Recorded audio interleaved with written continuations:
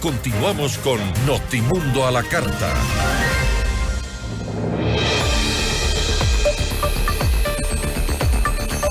El presidente Daniel Noboa emitió un decreto en el que declara como nacional, prioritaria e integral a la política pública para la erradicación de la violencia sexual en el ámbito educativo 2024-2030. ¿Cuántas agresiones sexuales se han registrado en el sistema educativo este año?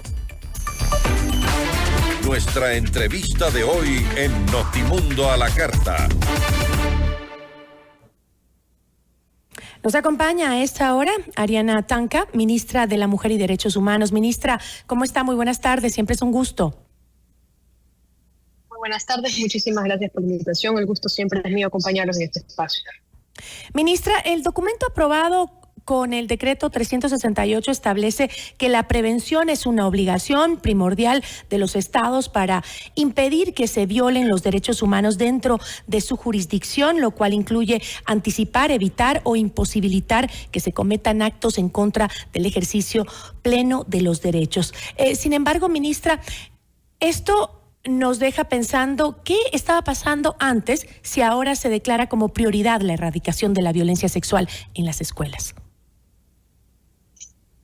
Así es, creemos y creo que estamos todos de acuerdo que la violencia sexual al interior de las aulas es un problema que tiene el país. Pero esta política pública realmente nace para darle cumplimiento a la sentencia de la Corte Interamericana de Derechos Humanos por el caso de Paola Guzmán Albarracín, un caso emblemático que sucedió aquí en la ciudad de Guayaquil.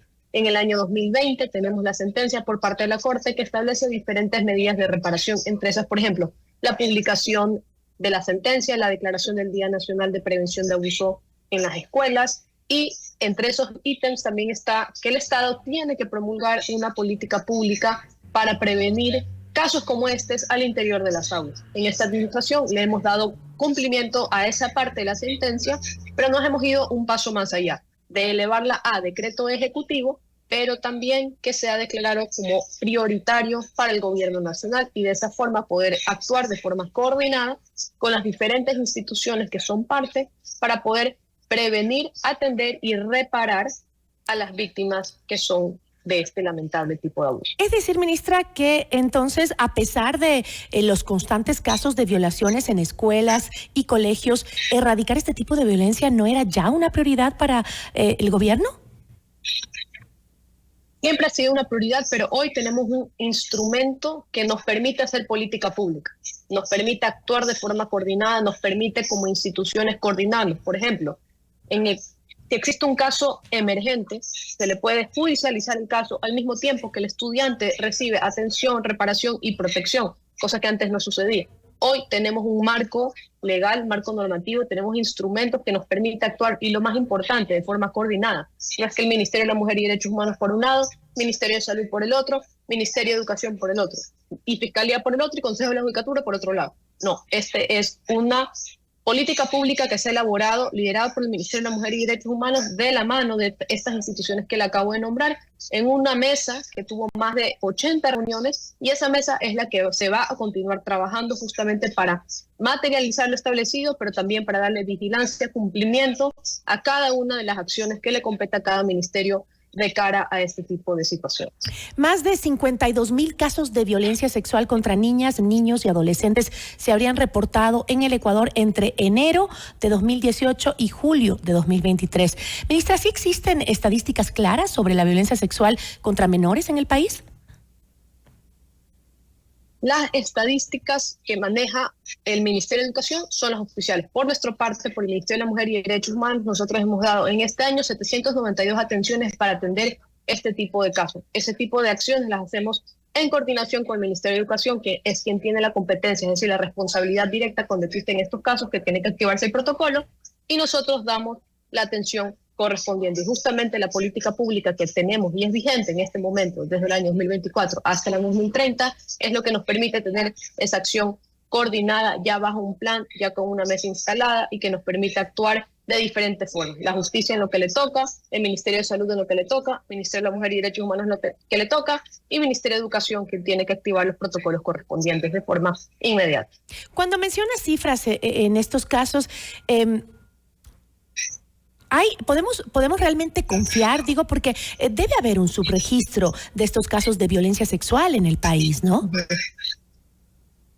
Sí, yo estoy de acuerdo contigo y esto es justamente, y es algo que estamos apuntando también en la política pública en el eje de la información y de generación de información, y es que los niños se sientan seguros para decir, me está pasando esto, o estoy viendo esto de aquí no me cuadra, que es lo que realmente donde tenemos que trabajar muchísimo para que nuestros niños se sientan seguros y puedan decir, aquí pasa algo, pero también trabajar al interior de las familias y con los profesores y con las autoridades y también con sus pares para que sepan identificar cuándo están sucediendo estos casos y que sepan dónde pueden ir y qué pueden hacer, porque qué es lo que pasa muchas veces y es lo que creo que todos hemos escuchado en varias ocasiones, que a los niños les dan miedo porque los amenazan, le dicen, no le cuentes este secreto a tu papá, no le digas esto a tu mamá, no le digas, y ahí también empiezan a nivel de amenazas, justamente que es el caso que pasó en Paola Guzmán Albarracín, y es lo que con esta política pública de aquí a 6 años es lo que se pretende, es instalar las bases para poco a poco ir erradicando y previniendo este tipo de casos, pero es muy importante trabajar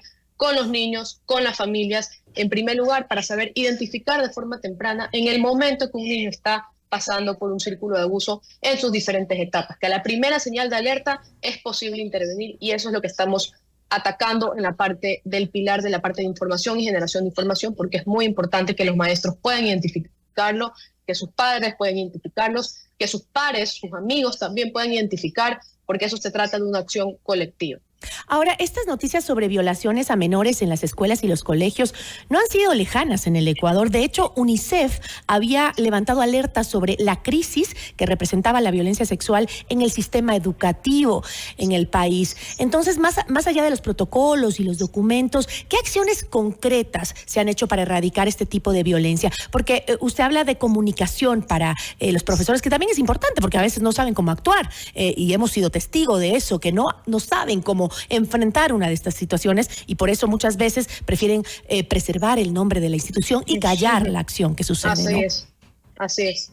Ese es un lamentable hecho, es algo, problema gigante que hay. Yo creo que la primera parte, por lo que todo tiene que partir, tanto para paliar el subregistro y paliar al interior de los colegios para poder iniciar las acciones, es creerle a los niños, creerle cuando nos están diciendo, por ejemplo, no quiero ir al colegio, no porque no quiero estudiar, sino porque tengo terror de enfrentarme a mi abusador todos los días. Y que este abusador puede ser el profesor, puede ser un amigo, puede ser el rector, que fue como le pasó en el caso de Paola Guzmán Albarracín. Entonces, justamente esta política pública tiene estos 4 ejes que intenta abordar las diferentes fases o aristas que se tienen que considerar. Está primero la atención, la prevención, el acceso a la justicia y la reparación, y también la parte de la generación de información, que es la que te estaba comentando en su momento. Entonces, tenemos que, en primer lugar, que dentro de los establecimientos, todas las autoridades sepan qué es lo que tienen que hacer, a dónde tienen que ir, y también, nuevamente,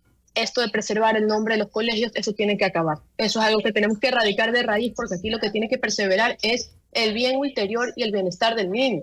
Los colegios no pueden seguir siendo un lugar donde los niños van a romperse. Uno va a estudiar a las escuelas porque quiere aprender, porque quiere superarse, porque quiere ser mejor, porque quiere terminar con un título de bachiller e ingresar a la universidad y posteriormente trabajar. Pero en el momento que un niño se rompe por un abuso que genera un trauma de esta magnitud, muchas veces no termina en el colegio, no termina en la universidad, y eso a su vez hace que los círculos de violencia y maltrato prevalezcan en la sociedad. Entonces, esta política pública establece los cimientos para poder prevenir, erradicar y también atender y proteger a nuestros niños. Nos estamos basando en estos 4 ejes justamente para de a poco ir paliando esta problemática que tiene que atajarse desde varios frentes, desde el gobierno, desde la sociedad, desde las autoridades de estudiantiles, etc.